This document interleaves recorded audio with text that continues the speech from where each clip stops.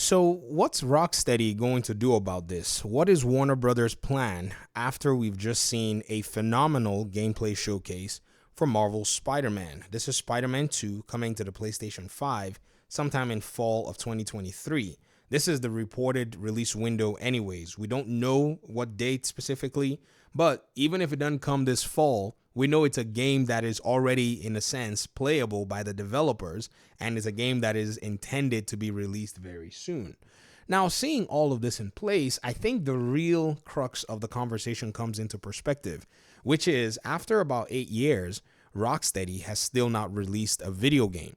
You see, for the most part of the conversation surrounding superhero games, people wrongly attributed Gotham Knights as the game being released after 8 years, when in reality, Gotham Knights is a Warner Brothers Montreal's, in my opinion anyways, first game into the industry, basically their first independent title. Because in this game, they did not have to depend on Rocksteady. They didn't have to go borrow assets like Ben Mattis, who was the creative director then at Warner Brothers Montreal, said when they made Arkham Origins. So yes, even though they had some of the staff members that worked on Arkham Origins still work on Gotham Knights, basically this was their first iteration, their first take on making a video game after having multiple cancellations of their Suicide Squad game, possibly their Superman game, and also their Damian Wayne game, which was supposedly going to continue the Arkham series. So the onus for Rocksteady to still deliver a video game still rests on them, and we haven't necessarily seen anything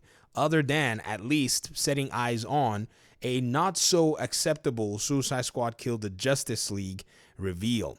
This has been the biggest aspect in terms of all of the conversations so far. The Suicide Squad Kill the Justice League issue did not necessarily resonate very well with fans. In fact, if anything, I think it was more of something that threw the game back into its development spiral more than anything else. At least when Gotham Knights got unveiled, we saw gameplay and fans were still like, we'll see, we'll check it out. Even though when the game came out, it came out to a lot of vitriol. I posited that that vitriol was being directed at the wrong developer. But, you know, some people don't necessarily pay attention, nor do they like to differentiate whenever it comes to these things. And so when we got to saw the Suicide Squad conversation pretty much come to light, it appeared that the reality had dawned that Warner Brothers wanted to move over a little bit into this live service thing, and they wanted Rocksteady to do it with their universe. That has been the biggest thing for a lot of people to kind of digest lately.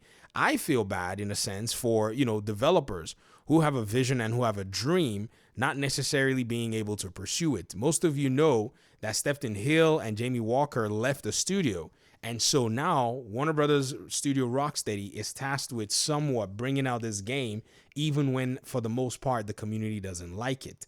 So in the superhero genre, there's conversation that needs to be had surrounding how these studios are bringing out their games. I want to stay consistent because I've already argued in past videos that many of these publishers would love to make money through the live service side. I know that that is a fact. In fact, when I said that it's in Warner Brothers' right to make live service games, I got, thrown under the bus. But now that Sony is doing it, a lot of Sony fans have maintained a lot of silence. I'm glad that they shut up, because now the reality is starting to dawn that live service games are going to exist because businesses want to make money.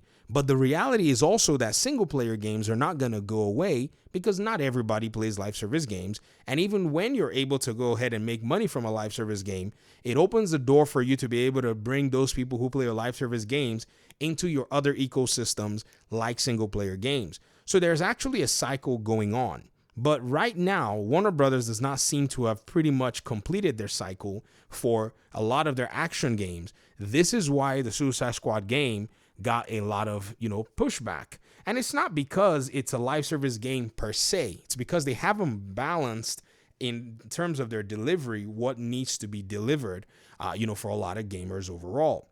Now, why I say this is because even if it's not a live service game, Gotham Knights still got the perception of being a live service game. It's not, but it got that perception. There's nothing you can really do about how people perceive something for the most part.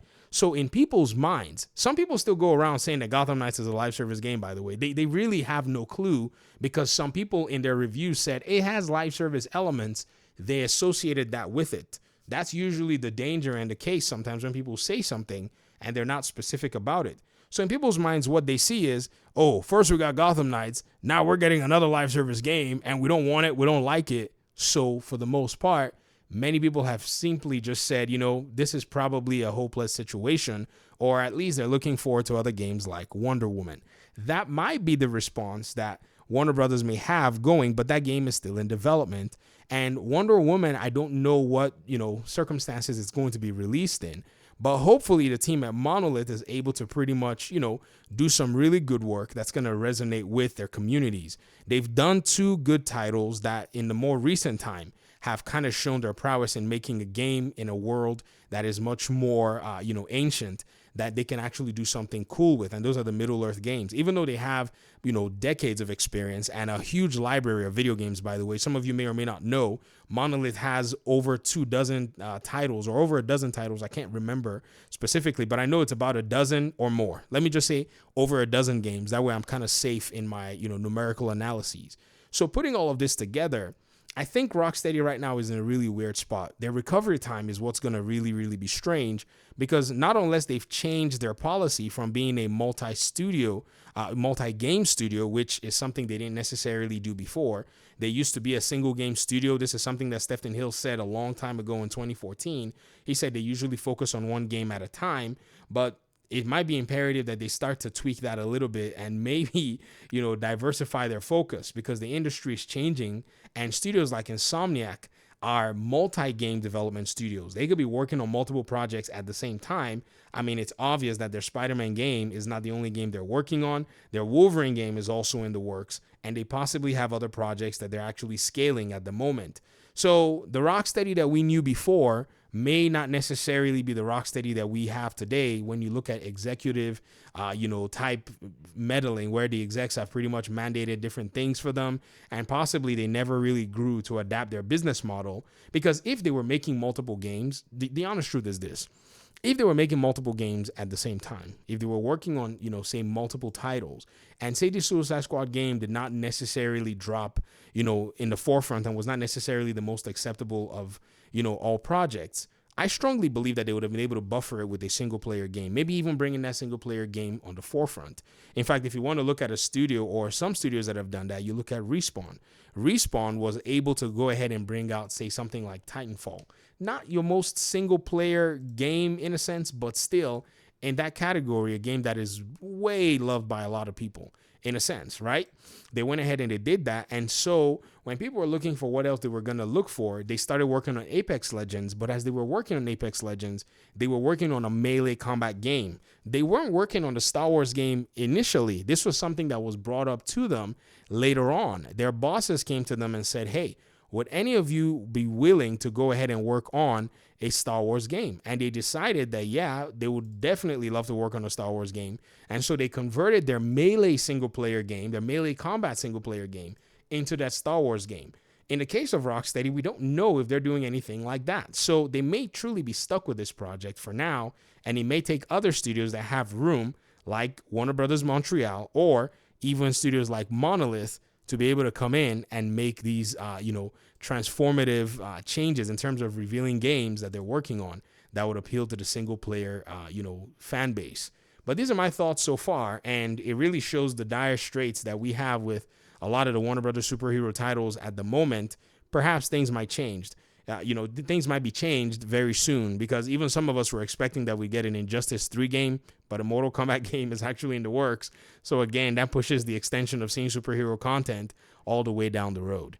Talk to me in the comment section. I'd love to hear your thoughts. Thanks so much for watching. Peace out.